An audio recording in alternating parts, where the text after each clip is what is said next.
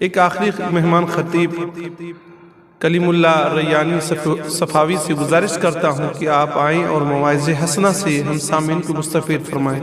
عزیزم کلیم اللہ ریانی صفاوی۔ السلام علیکم۔ الحمدللہ رب العالمین والصلاة والسلام علی رسولہ الکریم، اما بعد، اعوذ باللہ من الشیطان الرجیم، بسم اللہ الرحمن الرحیم، وما ارسلناک الا رحمتا للعالمین۔ حضرات، تمام قسم کی تعریف اس اللہ رب العالمین کے لیے ہے۔ بعد ہو کروڑوں درود و سلام ہو اس نبی پر جو ہمیں راہ راست پر لانے کے لیے تمام تکلیف مصیبتیں سہ کر ہم تک دین پہنچایا۔ مختصر حمد و صلوات کے بعد سامعین کرام، آئیے شمع رسالت اور اس کے پروانوں کے موضوع پر گفتگو کروں گا۔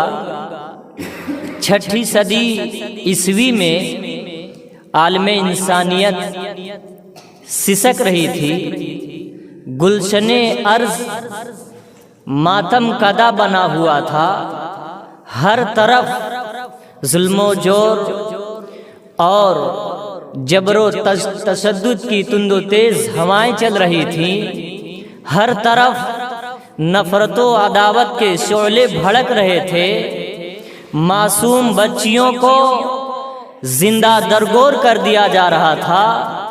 نبی کریم صلی اللہ علیہ وسلم کے آنے سے پہلے زمانے جاہلیت میں لوگ اپنی بچیوں کو اس قدر نفرت کرتے تھے کہ زندہ زمین میں دفن کر دیتے تھے۔ مختصر یہ کہ انسان ایک وحشی پورا درندہ بن چکا تھا، پوری انسانیت تباہی بربادی کے آخری گڑھے پر پہنچ چکی تھی۔ میں مناسب سمجھوں گا کہ نبی کریم صلی اللہ علیہ وسلم کے ذکر سے پہلے مختصر عرب کی کچھ حالت بیان کرتا چلوں۔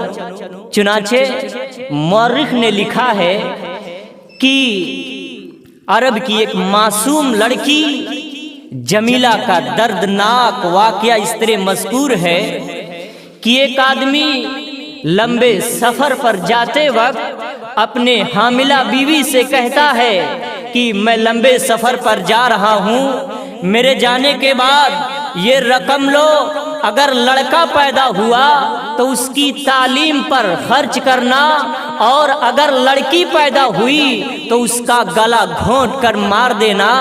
یہ تاکید وصیت کرنے کے بعد شوہر اپنے لمبے سفر پر روانہ ہو گیا۔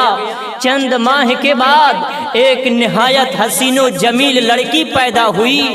ماں کی ممتا نے یہ گوارا نہ کیا کہ اس چاند جیسی بچی کو زندہ درگور کر دے، مگر ادھر شوہر کی ناراضگی کا بھی ڈر تھا۔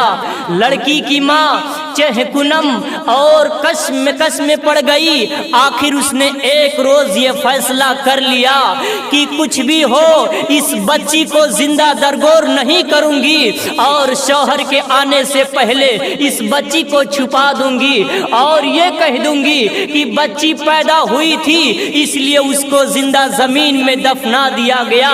7-8 سال کے بعد شوہر اچانک آ گیا، دیکھا کہ اس کے آنگن میں ایک حسین و جمیل لڑکی کھیل رہی ہے۔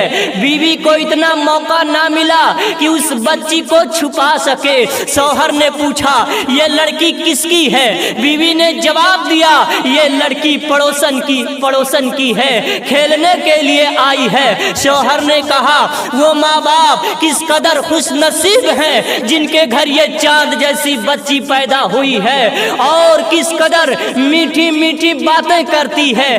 جی यही चाहता है कि दिन भर इसकी सूरत को देखता रहे और बातें करता रहे। बीवी ने जब देखा कि शौहर के दिल में उस लड़की की मोहब्बत समा गई है तो बीवी ने हिम्मत करके कहा, ये चांद जैसी बेटी आप ही की बेटी है। संग दिल बाप का इतना सुनना था कि उसकी मोहब्बत दुश्मनी में और शफकत अदावत में तब्दील हो गई।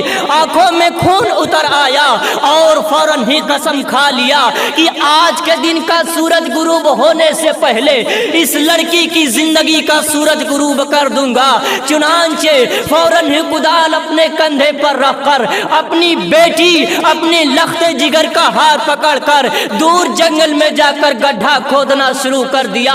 गड्ढा खोदते वक्त बेरहम बाप के कपड़ा पर, बेरहम बाप के कुर्ता पर वो जो गर्दा लग जाती थी, मासूम बच्ची अपने नन्हे नन्हे हाथों से साफ करती।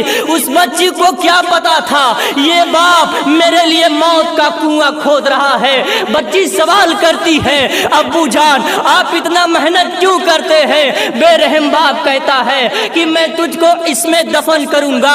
मासूम जमीला बाप की दाढ़ी से गर्दा झाड़ती जाती और रो रो कर अपने बाप से जिंदगी का भीख मांगती है। कहती है, अब्बू जान मुझे दफन ना करिए, मैं भीख मांग करके मजदूरी करके अपना पेट भर लूंगी मगर आपसे खाना ना मांगूंगी। ए अब्बू जान मैं जिंदगी भर कुंवारी रहूंगी मगर मैं आपको किसी का दामाद ना बनाऊंगी। ए अब्बू जान मुझे दफन करने से बाज आ जाइए। मगर उस बेरहम बाप के दिल पर उस मासूम बच्ची का मीठी मीठी बातों का कुछ असर ना हुआ।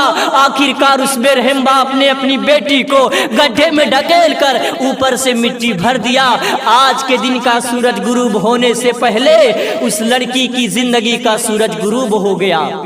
सामीने कराम, ऐसे ऐसे लोग, दरिंदे लोग हुआ करते थे और इसको बहुत मामूली समझते थे।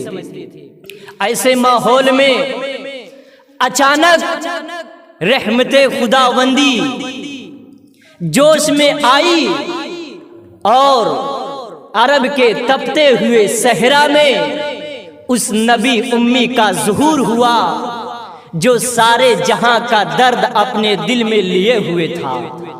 खंजर चले किसी पे तड़पते हैं हम, अमीर का सही और हकीकी मिसदाक था। उस ज़ाते मुक़द्दस ने तमाम जुल्म सितम के खिलाफ अलमे बगावत बुलंद किया और तड़पती हुई पूरी इंसानियत की मसीहाई की। जरूरी था कि उस बाबरकत हस्ती को उसे सीने से लगाया जाता, उसे पलकों पर बैठाया जाता, मगर वो ज़ात जो लोगों की हिदायत के लिए तड़पती रही हो, जो लोगों की भलाई के लिए अपनी वजूद को घुलाती रही हो, लोग उसके साथ और उसके हिमायतों के साथ जुल्म जोड़ के वो पहाड़ तोड़ते रहे कि जिनका जिक्र करने से रोंगटे खड़े हो जाते हैं। अल्लाहु अकबर, जुल्म की इंतहा। और वही काबा जो तमाम मखलूकात के लिए, तमाम परिंदों के लिए, तमाम जानवरों के लिए अमन की जगह और सलामती की जगह है। जब कभी खुदा का सबसे ज्यादा पाक और प्यारा बंदा खुदा के सामने सजदा करता है तो गर्दन में कपड़ा डालकर खींचा जाता। ये जुल्म सिर्फ आपकी जात के साथ खास नहीं था बल्कि आपके साथियों को भी मुख्तलिफ तरीका से तरह तरह से सताया जाता। मक्का की वो तंदूर की तरह तपने वाली जमीन हजरत बिलाल की बिछौना बनाई जाती थी। कभी उन लोगों को चटाई में लपेट कर नाक में धुआं दिया जाता था, कभी गर्दनें मरोड़ दी जाती थी। इन सब के बावजूद उनकी जुबान से यही कलमात निकलते थे कि जो जान मांगो तो जान देंगे, माल मांगो तो माल देंगे, मगर हमसे ये ना हो सकेगा कि हम नबी का जाहो जलाल दें। वो कमबख्त अबू जहल, तेरा वो जुल्म हमेशा याद रहेगा, कभी भुलाया नहीं जा सकता। न आसमान तुझे माफ कर सकता है और न जमीन तुझे छोड़ सकती है। اور نہ تاریخ تجھے بخش سکتی ہے۔ سامعین کرام، حضرت سمیہ جب اسلام پر قائم ہوئی، حضرت سمیہ نے جب لا الہ الا اللہ کہا، لوگ اس طرح تکلیفوں کا، مصیبتوں کا پہاڑ ڈھا رہے تھے کہ ایک مرتبہ ابو جہل راستے سے گزرتا ہے اور کہتا ہے کہ اے سمیہ تو اسلام کو چھوڑ دے، اسلام سے باز آ جا، ورنہ تو سمجھ لے کہ تیرے ساتھ کیا انجام ہونے والا ہے۔ حضرت سمیہ تکلیف کو برداشت کرتی ہیں اور کہتی ہیں کہ جو تو چاہے میرے ساتھ کر لے، مگر میرے دل سے ایمان نہیں نکل سکتا۔ بار بار جواب دیتی ہیں۔ ابو جہل کے نہ جانے اس کے کھوپڑی پر کون سا شیطان سوار ہوتا ہے، کون سا بھوت سوار ہوتا ہے کہ اپنے نیزوں کو اٹھایا اور حضرت سمیہ کے پیٹ کے نیچے اپنا نیزہ مار دیا تھا۔ حضرت سمیہ کی زبان سے چیخ نکل گئی، زمین پر گر جاتی ہیں اور شہید ہو جاتی ہیں۔ یہ اسلام کی سب سے پہلی شہید عورت ہیں۔ ان کمبختوں نے 3 برس تک برابر حضور صلی اللہ علیہ وسلم کا اور آپ کے ساتھیوں کا مقاطعہ کر رکھا تھا، بائیکاٹ کر رکھا تھا۔ کوشش یہ کی گئی تھی کہ کسی لمحہ پانی کا ایک گھونٹ، کھانے کا ایک لقمہ بھی نہ پہنچے جائے۔ ایمان والوں کے معصوم بچے روتے رہے، چیختے رہے، مگر ان کا دل ایک لمحہ کے لیے ناپسیستا تھا۔ یہ داستان ہے ان مظلوم و مکروب اور اہل ایمان کی جو ظلم پر ظلم سہتے رہے۔ سامعین کرام، اگر آپ لا الہ الا اللہ پڑھتے ہیں، اس پر عمل کرتے ہیں، آپ کو بھی روکنے کے لیے لوگ آئیں گے۔ لہذا ہر طرح کی پریشانی، مصیبتیں آئیں گی، ہمیں گھبرانا نہیں چاہیے۔ اگر مومن ہیں آزمائش آئیں گی، نکھر جائیں گے۔ اگر منافق ہیں آزمائش پریشانی آئیں گی اور آپ بکھر جائیں گے۔ آپ راہ حق پر ہیں، آپ قرآن و حدیث کے مطابق زندگی گزارتے ہیں تو راستے میں آپ کی زندگی میں تکلیفیں پریشانی آتی رہیں گی۔ ہم اس کو صبر کریں، وہاں صبر کریں اور اللہ پر بھروسہ کریں۔ ہم اپنی زندگی کو اسلامی ڈھانچے میں ڈھالنے کی کوشش کریں، اسی میں کامیابی ہے۔ آئیے آخر میں دعا کرتا ہوں، رب قدیر ہم سب کو کتاب و سنت کے مطابق چلنے کی توفیق عطا فرمائے۔ اے اللہ ہم سب لوگوں کے اندر صحابہ جیسی ایمان اور جذبہ پیدا کر دے، آمین۔ وآخر دعوانا ان الحمدللہ رب العالمین۔ السلام علیکم۔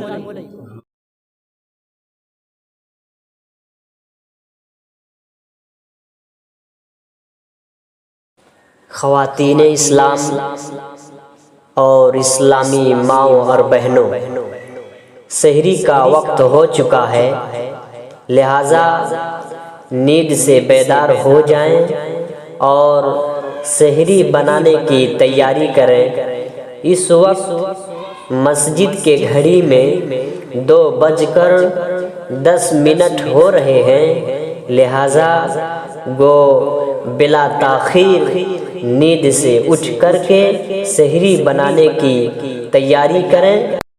ہیلو دوستو، یہ ویڈیو ان نوجوانوں کے لیے ہے جو رمضان کے مہینے میں فجر کے وقت، سحری کے وقت لوگوں کو، گاؤں والوں کو جگانے کی کوشش کرتے ہیں، پر انہیں پتہ نہیں ہوتا۔